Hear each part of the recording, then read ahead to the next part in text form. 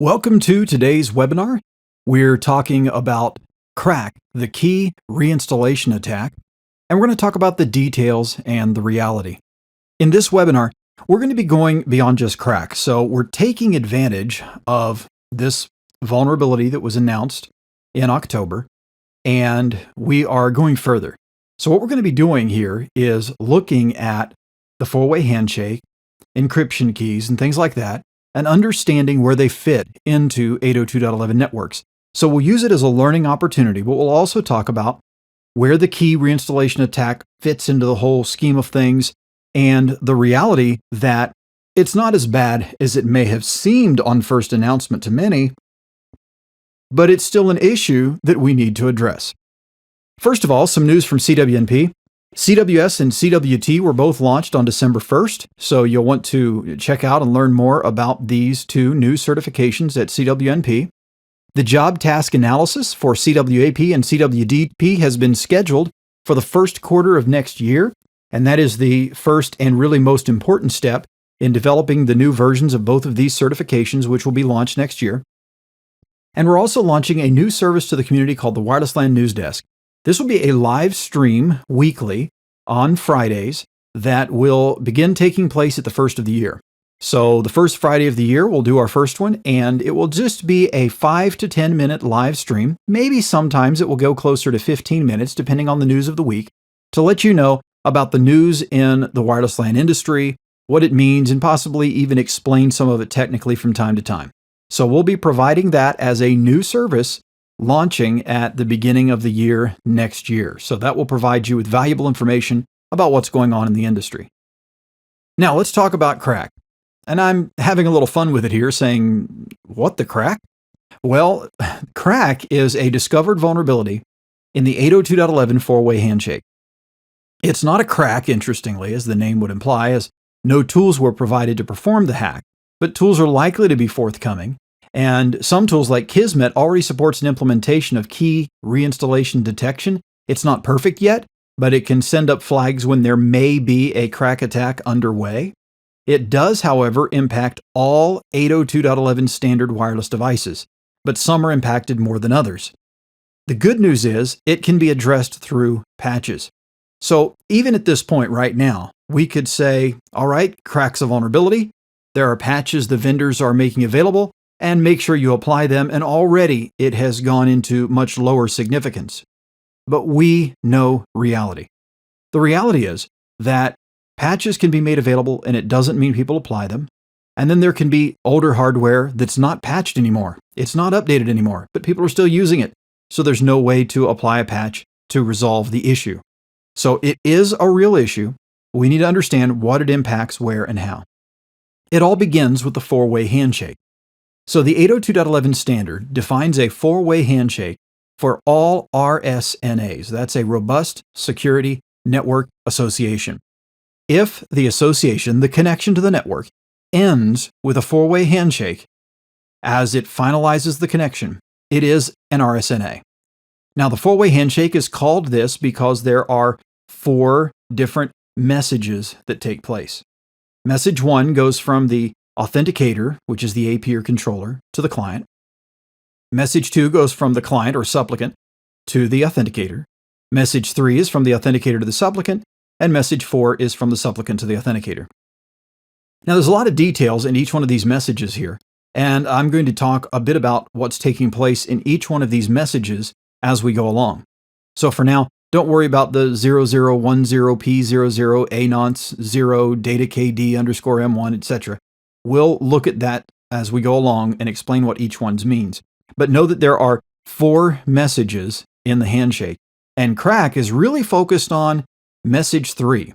It's focused on trying to get the client to reinstall a message 3, resetting some things, and ultimately potentially reusing a key, and therefore making encryption attacks easier because a key has been reused. There are other variants that on some clients can force the client to install a key that is all zeros, which of course basically means there's no encryption, and in that case, traffic can be encrypted and decrypted between the supplicant and the authenticator, which is the worst case scenario. thankfully the fewest devices are susceptible to that, but they are real devices that are really susceptible to it.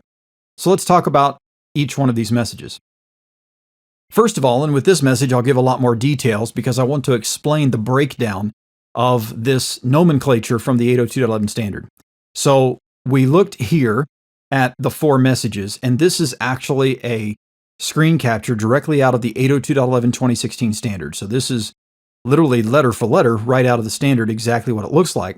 So I want to explain what these parts mean, particularly the EPAL key, 0010, etc. I want to let you know what that actually represents or stands for. So with message 1, we'll look into it in a little more detail.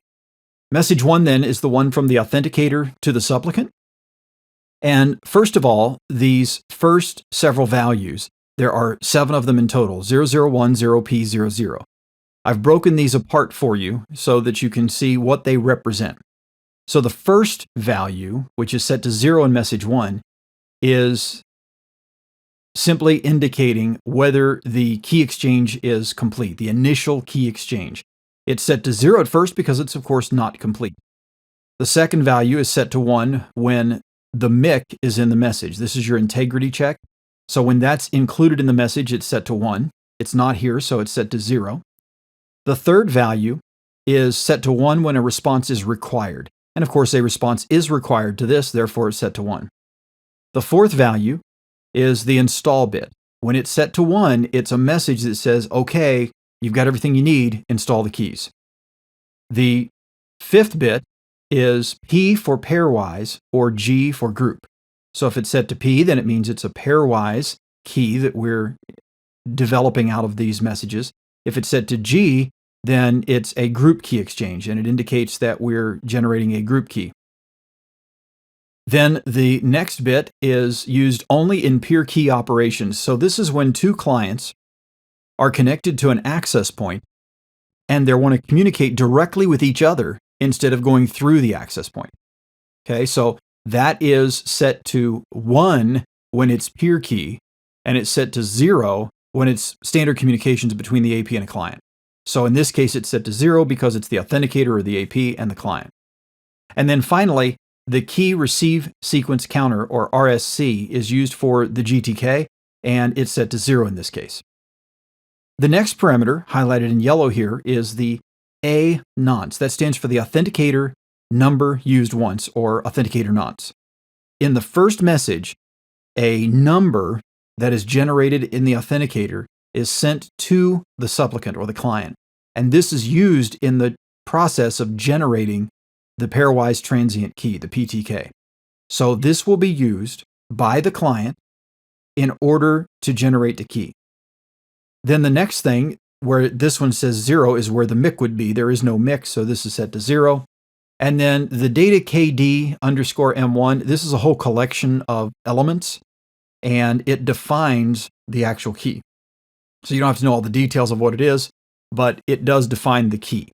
And so this is the breakdown of the different parts and pieces that are actually in each message. This happens to be message 1, where we've broken it all into the parts. The key thing to take away from this is that message 1 sends the authenticator's nonce to the supplicant so that the supplicant can use it. Now understand, at this point, the supplicant and the authenticator both already have the pairwise master key, the PMK. That was actually generated either from 802.1x EAP authentication, if that was used, or it was mapped from the pre-shared key if PSK is in use. So to use Wi-Fi Alliance certification terminology, if WPA2 Enterprise was used, then the PMK came from the MSK out of the 802.1x authentication, and if WPA2 Personal was used, it came from the pre-shared key. Okay, so both stations already have that information, and that information was not transferred across the wireless medium. Now, in addition, at this point, after message 1 is received by the supplicant, both of the stations now have the authenticator's nonce. So we move to message 2, where the client or supplicant now sends its nonce. It's called the S nonce because it's the supplicant nonce. But remember, this is the number used once that comes from the client and goes up to the authenticator, which is the AP or controller. And at this point, once this message is received by the AP, both the AP and the client have everything they need to generate the pairwise transient key, or the PTK. They have the PMK, the A nonce, and the S nonce. Remember, the PMK has not been transferred across the medium. That came out of the pre-shared key, or the 802.1x authentication. So at this point, they have everything they need to generate that PTK. Now, the PTK includes 3 other keys. It includes the KEK, the KCK, and the TK. I'll talk about what those are a little bit later on, but know that the PTK is not just generically something that you can say, well, it's the encryption key. It includes the encryption key used for unicast traffic between the AP and the client, but it is not the encryption key alone. It is several different keys included in the PTK. So now we have message 3. At this point, the authenticator communicates with the supplicant. And at this point, the AP has already installed the PTK because it has everything it needs to do it. And notice that it is set to the bit to 1 for the install bit. So the client now knows that it can install that particular key. So if we go back up, remember the install bit is the 4th bit. It's set to 0 in the first message. In the second message, it's still set to 0. The client is not saying to the AP, install it, but it has sent the information the AP needs. Now the 4th bit is set to 1, or the 4th value is set to 1. And you can see that this is an indicator from the AP. You can go ahead and install that PTK and begin using it. And the AP is including in this the GTK. So the GTK is the group temporal key. The group temporal key is used to encrypt multicast and broadcast traffic sent in that particular BSS. So the client receives it with the install bit set to 1. Now, again, this is the point at which KRACK operates because it attempts to act as a man in the middle between the supplicant and the authenticator or AP, and then intercept communication. So the client thinks it's communicating with the AP, but it's actually communicating with the man in the middle. And it can get the client to reinstall a key, hence the term key reinstallation attack, and then from that, possibly be able to decrypt some information, or again, in worst case scenarios, actually have the client install an all 0 encryption key, which results in the attacker being able to decrypt all the traffic. Now, the 5th communication goes from the supplicant back to the authenticator, or rather the 4th communication goes from the supplicant back to the authenticator, and it's basically just saying all is good, I've installed the keys, I've got the GTK, the PTK, we're good to begin communicating. Now let's break this PTK apart a little bit. Again, we have the pairwise master key, the PMK. The PMK, again, either comes from the pre-shared key or it comes from the 802.1x authentication materials, the master session key that comes out of that, which is used to get the PMK. From the PMK and the authenticator and supplicant nonce and some other information, we're going to generate the pairwise transient key. But notice that the PTK includes the KEK, the KCK, and the TK. So the key confirmation key is used for confidentiality. It's used to verify integrity, is actually the best word to use for it. So KCK is used to verify the integrity of a key. KEK is used, for example, to encrypt and send the GTK. So the GTK is encrypted with the KEK, not the TK, and sent from the authenticator to the client or the supplicant. But the TK, the temporal key, that is the one that is actually used to encrypt unicast data payloads. So when communications happen between the AP or the authenticator and client devices, that unicast information that is just between one client and the one AP is going to be encrypted using the temporal key. So this is confusing to some people because you often hear it casually said the PTK is used to encrypt the communications between the AP and the client. Well, that's true, but the KEK is used to encrypt the GTK when it's sent to the client. The KCK is used for integrity checks against the encryption key when the GTK is sent, and the TK is the one that's actually used to encrypt the communications for unicast packets of data frames and so forth between the AP and the client. All right, so where does KRACK operate then? Well, the way it basically works is During the initiation of the attack in the left side of this diagram, we have an attacker that sees that a client wants to communicate on channel 1 with an AP. That attacker is going to mirror that AP on a different channel. So they're going to run a soft AP inside of a laptop or something like that, and they're going to implement it on channel 6, for example, while the real AP is on channel 1. They're going to have two different wireless LAN adapters, one that can operate as the fake AP and one that can connect to the other AP as the client. So it can act as this man in the middle. All right, so this is what's called a channel-based man-in-the-middle attack.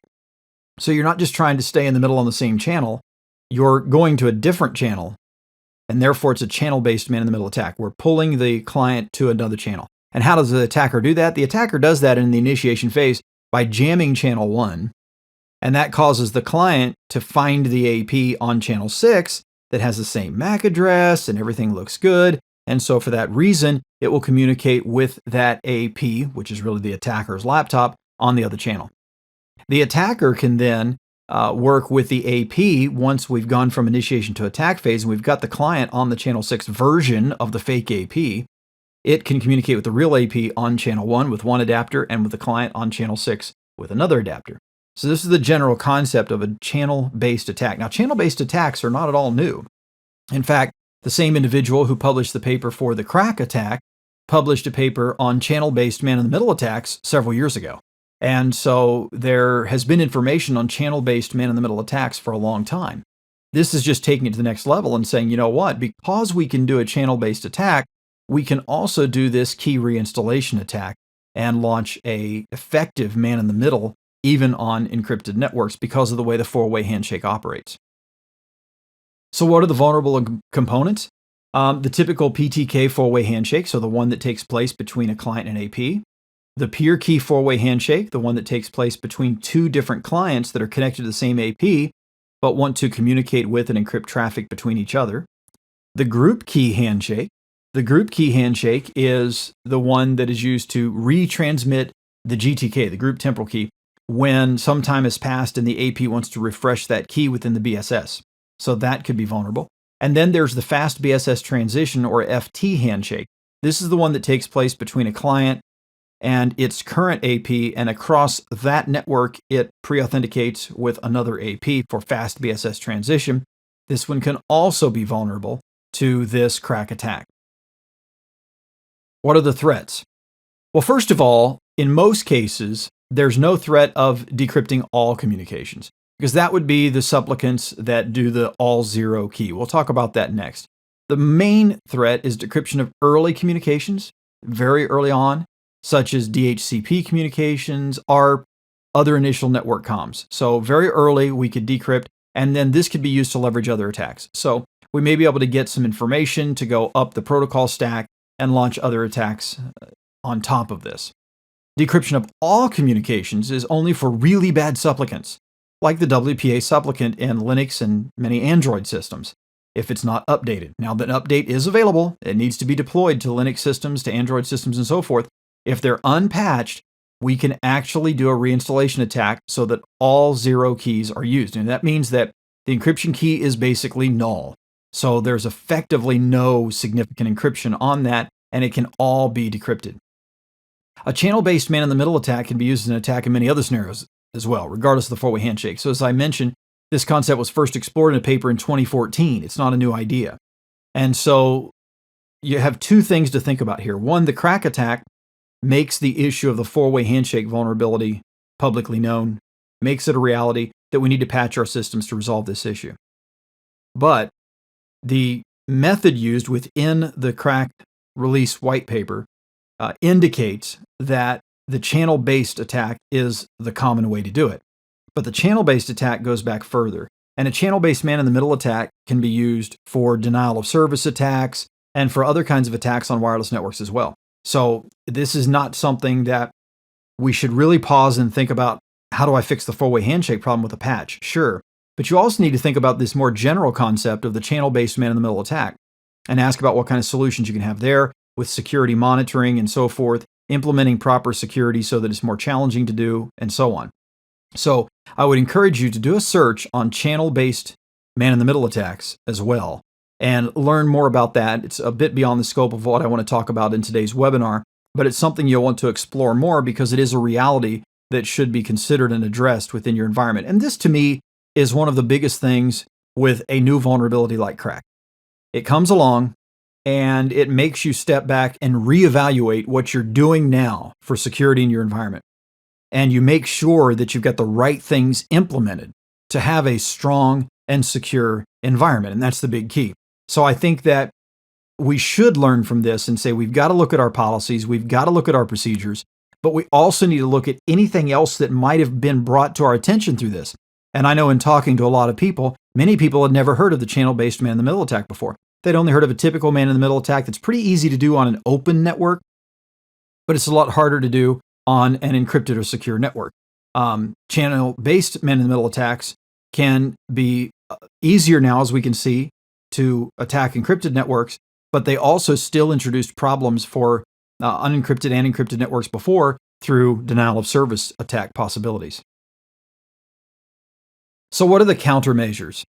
Well, in some cases, you can go into your infrastructure and disable the retransmission of message 3 if there's no patch available. This is not the preferred solution because in some scenarios, if you disable the retransmission of message 3, it could cause some clients to fail to connect or some other problems could occur. Understand that this behavior of the four-way handshake is standard. The behavior of the AP retransmitting message 3 if it doesn't hear back from the client is standard. So this is normal behavior. It's not unexpected. But some vendors allow you to disable it, and this can be something that can help. But also, you want to patch your clients or APs in infrastructure. And the reality is that the vast majority of APs have been patched. So the major vendors have patched modern APs. I want to emphasize that. Modern APs. If you have an AP from 7 or 8 years ago, or 9 years ago, think about it. 802.11n has been around for quite a long time. So you might have something 8 or 9 years old that you're using and it works fine for you. There's never been a reason to upgrade it. But guess what? Those APs may not be being patched. So you want to make sure you check with your vendors and find out what patches are available. See if they have patched those older devices, what your solution is. You also want to patch your clients. Now, the Windows systems were actually already patched before the attack was released. And some other systems were as well through automatic updates and automatic patches. Your Mac OS clients have been patched. Your iOS clients have been patched. Many Android phones have been patched as long as you've applied the recent updates. But you do want to make sure you check with your vendor and see how they're dealing with this and make sure that it's applied. The key is don't panic, take action. And make sure you're applying whatever patches need to be applied. Remember, both the APs and the clients need to be patched. So we can only fix so much by patching the APs. We've got to patch the clients as well to really resolve things, because what happens if you've patched your APs so you say, I feel safe, but then your user goes to another network where the APs aren't patched? You want the clients to be patched as well. So both of them need patched. Learn from this new vulnerability. First of all, learn that the media will blow things out of proportion and even get it wrong, particularly when it comes to security and technical issues. So I saw so many newscasts related to KRACK that it was like watching Saturday Night Live. It was really great. It was a lot of fun and I got to laugh about it. The reality is different than the fear. And as long as we're patching our systems, we're okay. And there was time to patch the systems. This came out in October. And the reality is that there still are no known tools that are commonly available to take advantage of this. And so the reality is that you've had a couple of months to patch, and you've probably got even a little more time. Make sure you're staying on top of it. Know when the attack tools do come out, and absolutely make sure you're patched when attack tools are made available. Also, you should have policies and procedures in place for dealing with such issues. So if the response to a new vulnerability like this is immediately one of fear and not one of action, reevaluate your policies and procedures, because what is your either incident or threat alert response policy? What do you do when a new threat is discovered? If you have a procedure that you go through, when something like this happens, all you have to do is go through that procedure. So make sure you learn from this vulnerability. The reality today then is that most major vendors have already patched APs and infrastructure. Just make sure you get those patches and apply them. Many client patches are available. Check with your client vendors and apply those you need to. Windows and iOS clients were less vulnerable because they didn't implement the four-way handshake right. I know this sounds bad, but sometimes bad is good. And in other words, they already did some things that were unusual that kept these attacks from impacting them as much as they did others, but yet they still were patched in order to provide even more security. Android updates have been released for many phones and tablets. Specialty devices are a significant area of concern. So these are things like door locks, video cameras. These types of devices tend to have a slower update cycle. Some vendors may be really good at jumping on it and resolving the issue, but check with your vendor, and if they haven't released a patch yet, make sure that you're on them to get that patch. So these tend to be some areas where you might see a little slower patches coming along. So who's to blame? Why did this happen in the first place? Well, it's a great question, but it's a very complex answer. Some have been saying online that the IEEE is to blame because of closed processes and the lack of availability of the standard early after release. So what's my take on that? Well, I tend to have a sympathetic understanding for that belief, but it's also important to know that in this specific case, the 802.11i amendment has been easily available for 13 years with no fee most of that time. So if someone noted the problem, the IEEE could have easily fixed it in 11N, 11AC, or any other amendment since then. So I'm not sure this is really the real problem. Some say the vendors because they should have implemented the flexible state machine more securely. In other words, the standard gives you flexibility in how you implement the four-way handshake state machine. In other words, it doesn't clearly define, here's the exact state machine. It just says, these are parameters that are passed back and forth. This is what you need to take action on at these particular stages, but they don't give you all the details. So this is a hard one because the standard does leave a lot of flexibility, so each vendor would do it differently. And if they did make it too complex, they could introduce compatibility problems. So I don't know where I stand on that as far as saying vendors should have made it more secure. I've seen vendors go beyond the standard many times and end up creating incompatible solutions. Hopefully the Wi-Fi Alliance would catch that, but it is an issue of concern. What's my opinion? Time. I think time is to blame. Nearly every security solution degrades over time as the most brilliant minds may create it, but other brilliant minds want to thwart it. And time is usually on the side of the attackers. And what I mean by that is that because the attackers have time, they can literally take their time. And in this case, it only took 13 or 14 years in order to see the vulnerability in the four-way handshake and to publicize how it could be utilized. So to me, 13 to 14 years with no needed changes to the four-way handshake isn't as bad as it sounds at first. For example, to show that we're doing better, hey, WEP was vulnerable within a year or two, right? So at least it's a little better than that. I'm not trying to minimize the reality of the vulnerability, but I am trying to remind you that time is real. And over time, strong, secure solutions are often found to be weak in some area, and we need to have a plan to deal with that. So the end result is that security is a process and not an event. So rather than worrying about blame, let's look at ourselves and let's ask, what do we do? Do we plug in something that's supposed to give us security and then just forget it? Or do we look back at it on a regular basis and evaluate it, doing threat analysis, doing risk analysis to make sure that our environments are secure? Now, I do want to point out that Andrew Vanage at his Revolution Wi-Fi blog has a great index of vendor patches and statements and other information there too. I've created a short Google URL to it, so it's here on the screen. If you go to this URL, it'll take you straight to the blog post related to the KRACK vulnerability. And I would encourage you to take advantage of that because he does list many of the vendors with links to their update sections and patches that have been made available and so forth. So it's a very valuable resource. In addition, I would like to remind you that the CWSP course and CWSP certification is really all about this, making sure that you can protect against vulnerabilities. Now, to be clear, KRACK is not in the current version of the CWSP course because obviously KRACK just came along a couple of months ago. But it will be included in the next course, and the issues that it brought up will be addressed, and the policies and procedures we need in place to help protect us with scenarios like that will also be addressed when CWSP is released in the next version. So it's very important that we keep up with security if we really want our environments to be secure.